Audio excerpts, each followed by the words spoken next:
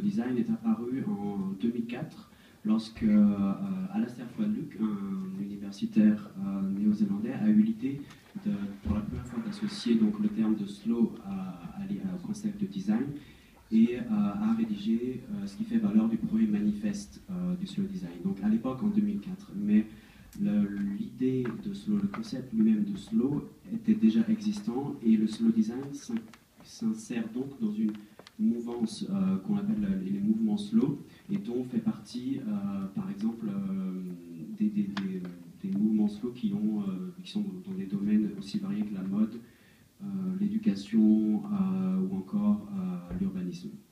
Et ces mouvements slow prennent racine dans un mouvement que sans doute beaucoup d'entre vous connaissent, qui est le mouvement Slow Food, qui a pris naissance en 1986 en Italie, et dont le premier manifeste a été rédigé à Paris 3 ans plus tard, en 89.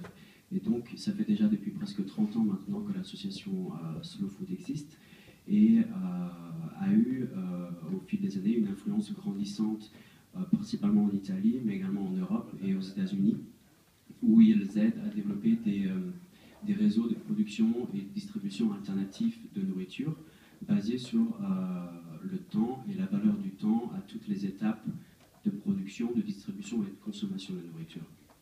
Et le credo de Slow Food, il tient en 3 mots, c'est good, clean and fair. Donc bon, propre et juste, éthique. Et ces 3 mots, qui sont le credo de Slow Food, se retrouvent de façon très présente dans tous les autres mouvements slow qui découlent de l'origine de la pensée slow. Et pour essayer de vous aider à comprendre l'architecture de la pensée slow food, je pourrais essayer de la faire entrer dans 3 principes principaux, qui est, pour commencer, l'idée du local et la valeur des ressources que l'on peut trouver localement, des savoir-faire locaux, des cultures locales et des traditions locales.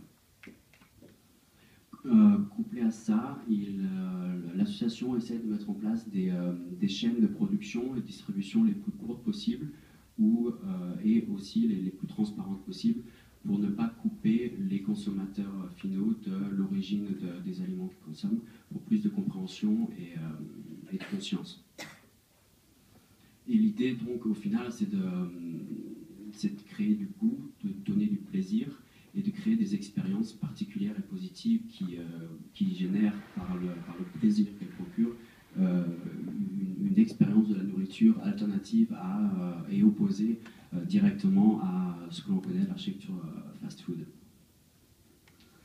Et donc, ces mouvements slow et slow food et slow design, donc, qui sont tous influencés par le temps et la valeur du temps, peuvent être donc regroupés sous ce qu'on appelle le modèle slow, qui a été théorisé quelques années plus tard, en 2006, en Italie. Et les 3 principes du modèle slow, c'est d'associer la qualité des produits que l'on conçoit ou que l'on produit, en toujours gardant à l'esprit l'impact environnemental de ces produits, et quelle sorte d'expérience et de forme sociale que ces produits vont générer. Et donc, le slow design prend ses racines dans ces 3 points, dans ces trois qualités, environnementale, sociale et intrinsèque du produit. Pour, au final, et c'est ce qui est affiché par le slow food très clairement, c'est le plaisir, et pour le design, ce qui va nous être important en termes de direction, c'est le bien-être. Le bien-être de la personne qui va utiliser le produit que l'on conçoit, aussi bien que le bien-être des personnes qui vont le fabriquer, qui vont le créer, et quel est l'impact sur l'environnement que ces objets ont. Donc ce que Fuad-Luc appelle les 3 sphères du bien-être doivent se rencontrer en un point, là où se situe le produit que l'on conçoit. Et donc on parle de bien-être individuel, personnel, de bien-être environnemental et social en termes de communauté. Et au fil des années, la vision et la théorie du slow design a été affinée par Fuad-Luc lorsqu'elle a été rejointe par Caroline Strauss en 2008 pour rédiger une 2e version un peu plus aboutie du manifeste originel. Et ils ont destiné ce manifeste aux designers pour qu'ils puissent puiser dans leur texte comme on puise dans une boîte à outils pour concevoir physiquement son objet. Donc les points théoriques, les 6 principes en fait qu'il propose sont des actions, c'est simplement des verbes qu'ils illustrent après d'exemples. Moi je vais essayer de vous donner quelques détails sur ces actions-là. Donc il y a l'action de révéler. De révéler lorsque l'on conçoit un objet pour donner à l'utilisateur la chance de comprendre d'où il provient. On va essayer de révéler quelque chose à propos de l'origine de ces matériaux, du procédé de fabrication, de l'origine, dans quelle tradition l'objet s'inscrit, pour révéler une compréhension et rajouter un niveau de sens supplémentaire à l'objet.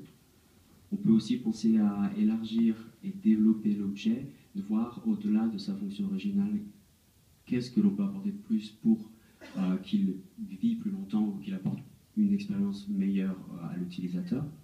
On peut aussi penser à refléter. C'est ça, je vous ai traduit ça de l'anglais, donc les mots ne sont pas parfaits, mais l'idée de refléter, c'est de mettre la personne utilisateur de l'objet dans une situation réflective, de contemplation presque, où en utilisant l'objet, il peut se permettre de ralentir pour apprécier ce qu'il est en train de réaliser avec le produit et aussi de le comprendre plus profondément. Enfin, il y a aussi également l'idée de s'engager, de participer. Donc, de cette transparence de la chaîne de production et distribution dont je parlais auparavant se retrouve ici. Le partage aussi du savoir, de l'information, la coopération et la fédération de communautés, aussi bien au stade de la production qu'au stade des consommateurs, parce que c'est pour générer comme ça des énergies et éventuellement permettre à ces deux communautés de communiquer et de participer. Pour enfin, la dernière action que j'ai traduit comme évoluer et développer, en anglais on dirait c'est expand. Comment permettre à travers l'objet qu'on propose une maturation dynamique du comportement, c'est-à-dire changer de façon positive le comportement que les gens ont par rapport aux objets, juste par la simple utilisation de ces objets et par la compréhension profonde qu'ils en ont, essayer de générer des comportements plus durables, plus soutenables. Et ces 6 principes rejoignent l'idée que Guy Julier a qualifiée de sensorialité durable. C'est l'idée de diriger l'utilisateur dans une expérience immédiate, plaisante et agréable, mais tout en même temps prévoir l'idée que cette expérience puisse être partagée sur le long terme de façon durable et donc on considère l'impact à la fois immédiat mais sur le long terme des objets qu'on conçoit pour que le plaisir soit ici aujourd'hui mais puisse être là demain et pour les prochaines générations également. Donc ça c'est pour ce que l'introduction que je vous proposais donc c'est ici avec les différentes étapes du premier manifeste de Slow Food et de la théorisation du modèle Slow, et j'ai personnellement apporté quelques exemples de projets sur lesquels j'ai récemment travaillé pour illustrer certains de ces principes. Alors, ce qu'il faut savoir, c'est que le slow design tel que moi j'interprète, c'est quelque chose d'assez souple, que l'on peut...